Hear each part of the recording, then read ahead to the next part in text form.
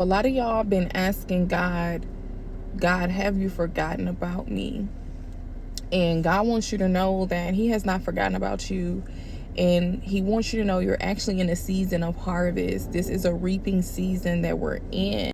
Everyone is in a harvest season, but what you're harvesting, what you're going to actually reap, is solely dependent on what you sowed in the last season. And there are three things the Lord told me to tell you guys that He is actually looking at, and what is going to actually dictate what you harvest in this season.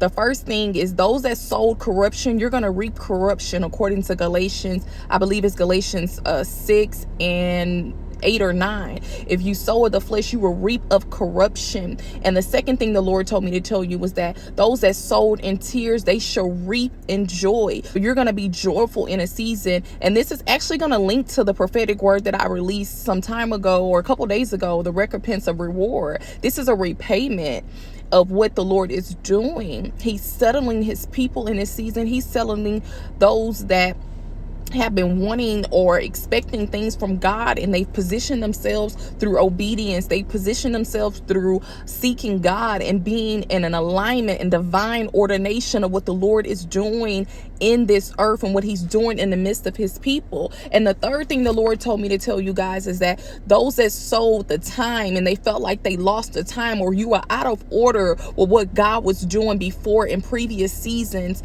and now you have aligned yourself with the divine ordination of the Lord. He said He is redeeming the time because the days are evil. What you thought you lost in the previous seasons because you was out of order of what God is doing, now He said I can now give you those things because you've aligned myself, because I've been inspecting. The eyes of the Lord have been searching and probing the earth, and He's been looking for those that find themselves faithful. I want you to know it's a harvest season, but what you harvest in this season is going to depend on what you did in the last seasons.